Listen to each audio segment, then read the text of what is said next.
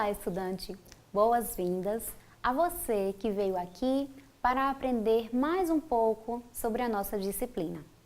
Essa é a primeira videoaula da disciplina Organização e Políticas Públicas Educacionais no Brasil. E como o objetivo desse módulo é compreender o significado etimológico, histórico e contemporâneo das políticas públicas educacionais, nessa aula vamos discutir sobre o que propõe o texto do módulo. É importante que você compreenda que existem políticas públicas e políticas públicas educacionais. Então, comecemos compreendendo o que são políticas públicas de maneira mais geral, segundo o que nos diz Oliveira no texto a ser trabalhado nesse módulo, no qual afirma que política é uma palavra de origem grega, politiko, que exprime a condição de participação da pessoa que é livre nas decisões sobre os rumos da cidade, a polis. Então aí você pode perceber que do ponto de vista etimológico, ou seja, na origem da palavra, a palavra política se refere à participação do povo nas decisões da cidade, do território ou lugar que se vive. No entanto, com o desenvolvimento histórico da humanidade, essa participação foi assumindo novas configurações. Eu gostaria de abrir um parêntese para alertar você sobre a importância de sua participação na vida política do lugar em que você atua.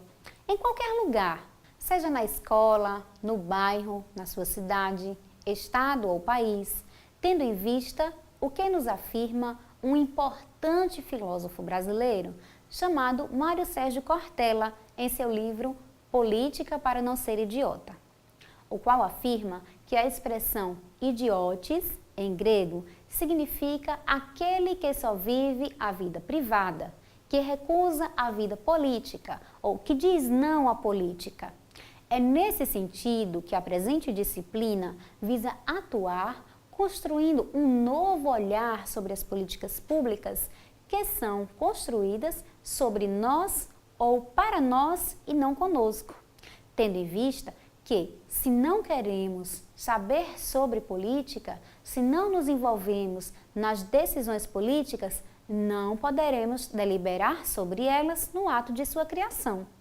Daí, gostaria de saber, a partir do próximo slide, qual dos atos descritos nesse slide são atos políticos? Acertou se você respondeu todos. Todos os atos descritos no slide são atos políticos e precisam fazer parte do nosso cotidiano enquanto professora e professor. Não falar de política na escola, olha que curioso, também é um ato político. Ou seja, meu posicionamento político é não falar de política na escola. Porém, devemos levar em consideração o que afirma o teórico mundialmente reconhecido da pedagogia brasileira, o Paulo Freire. Acompanhe o slide para observar que ele vai nos dizer no livro Pedagogia da Autonomia. Abre aspas. Em nome do respeito que devo aos alunos, não tenho por que me omitir, porque ocultar a minha opção política, assumindo uma neutralidade que não existe. Esta, a omissão do professor, em nome do respeito ao aluno, talvez seja a melhor maneira de desrespeitá-lo.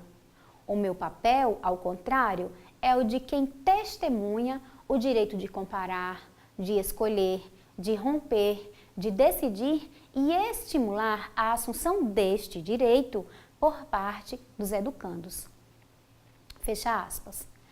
É nesse contexto que adentramos uma outra categoria da política, a política pública, organizada para os diversos setores nacionais.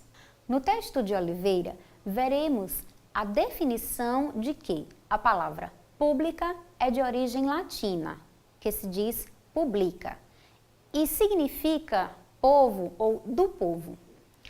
Em complemento a essa afirmação, Oliveira traz a fala de Azevedo para refletir sobre a seguinte proposição. Acompanhe no slide. Política pública é tudo o que um governo faz e deixa de fazer com todos os impactos de suas ações e de suas omissões. Oliveira, então, reflete, a partir da fala do filósofo e historiador Michel Foucault, que política não se faz somente com o governo ou por um governo, mas que o povo faz política o tempo todo. A diferença, no entanto, é que o conjunto de atos em torno da política, pensados por grupos de interesses, organizados socialmente, traçam estratégias políticas para pressionarem o governo a fim de que as políticas públicas sejam tomadas em seu favor. Resumindo, nós temos um fato. Em seguida, o ato político de pensar sobre o fato, seguido de uma mobilização para a criação de consciência geral sobre esse mesmo fato. E, por conseguinte, a pressão sobre o governo para a criação de políticas públicas acerca desse fato. Causa, efeito. Tente fazer esse exercício reflexivo a partir dos exemplos dados no slide 3 sobre atos políticos, seguindo esses passos. Fato, reflexão individual, mobilização grupal, pressão sobre o governo, criação de políticas públicas. Em qualquer um dos exemplos dados no slide e comente com seus colegas. De modo geral, após a mobilização social e pressão sobre o governo, as políticas públicas começam a acontecer. Segundo Azevedo, citado por Oliveira, temos 3 tipos de políticas públicas: as redistributivas, as distributivas e as regulatórias. As políticas públicas redistributivas atuam em torno da redistribuição de renda, como, por exemplo, Bolsa Família, Cesta Básica, Renda Cidadã, isenção de IPTU e de taxas de energia e água para famílias em certo estado de vulnerabilidade social ou baixa renda, por exemplo. Então, se você conseguiu ou conhece alguém que conseguiu financiamento de imóvel, por exemplo, com subsídio do governo federal, saiba que faz parte de uma política pública de redistribuição de renda. No campo educacional, as cotas para o ingresso de pessoas com deficiência ou pessoas negras no ensino superior também estão nesse grupo. Além disso, estão os programas como ProUni, Bolsa Permanência, ProUP, etc. Outro tipo de política pública é a distributiva. As políticas públicas distributivas dizem respeito à oferta de equipamentos e serviços públicos, mas sempre feita de forma pontual ou setorial, de acordo com a demanda social ou a pressão dos grupos de interesse. São exemplos de políticas públicas distributivas as podas de árvore, os reparos em uma creche, a implementação de um projeto de educação ambiental ou um programa de crédito a baixo custo oferecido a pequenos empreendedores que queiram montar o seu negócio. Os restaurantes populares, as academias da terceira idade, incentivos fiscais, emendas parlamentares ao orçamento para a realização de obras públicas e etc. E aí, por fim, temos as políticas públicas regulatórias, que estabelecem padrões de comportamento, serviço ou produto para atores públicos e privados em situações problema apresentadas na sociedade.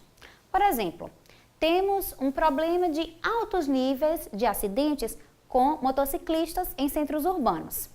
Isso acarreta em um custo alto para o Estado no âmbito da saúde. Dessa forma, uma das políticas regulatórias a ser instituídas pode ser uma lei que obrigue os motociclistas a usar capacete e roupa adequada. Além disso, as políticas regulatórias também estão presentes, entre outras coisas, nos assuntos relacionados ao aborto, à eutanásia, à proibição de fumo em locais fechados, enfim, todos esses grupos que marcam a regulamentação de comportamento na sociedade. Até aqui, vimos o que é política. o que são políticas públicas e quais são os tipos de políticas públicas. Nesse meio tempo, você já conseguiu deduzir o que são políticas públicas educacionais?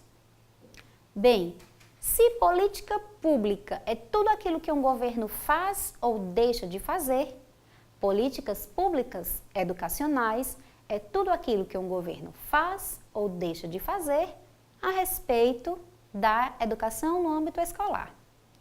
Portanto, políticas públicas educacionais dizem respeito às decisões do governo que têm incidência no ambiente escolar enquanto ambiente de ensino-aprendizagem.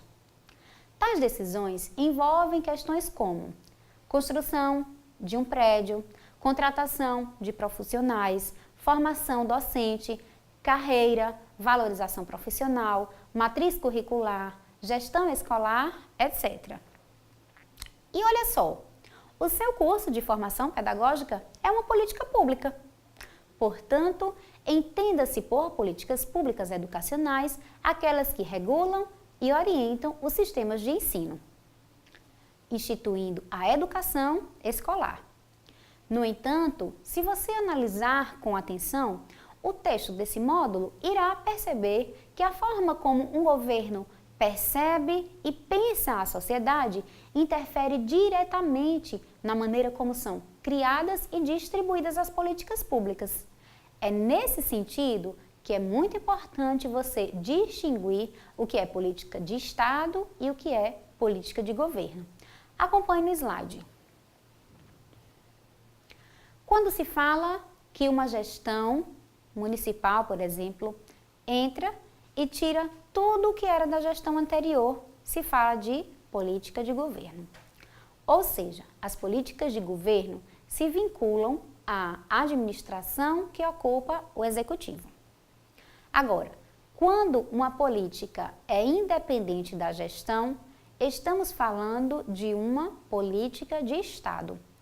Nesses termos, a política de Estado é permanente, sendo necessárias novas leis e um processo mais burocrático para mudá-las. Dessa forma, perceba que a alteração dos projetos de sociedade interfere na mudança dessas políticas. Ou seja, as revoluções tecnológicas, a globalização, o capitalismo e o neoliberalismo, que são vieses econômicos, conduzem as políticas educacionais e isso se dá de maneira intencional para que os nossos alunos e, de certo modo, alguns professores desvalorizem as disciplinas de educação física, artes visuais, filosofia, entre outras disciplinas que conduzem à capacidade de criação e reflexão. Interessem-se, por outro lado, muito mais pelo imediatismo tecnicista, acreditando que o caminho mais rápido é mais fácil ou melhor e que as disciplinas das áreas de linguagens e ciências humanas sejam menosprezadas pelos alunos e menos favorecidas pelas políticas públicas. Essa educação escolar moderna, massificada, imediatista e tecnicista remonta à segunda metade do século XIX.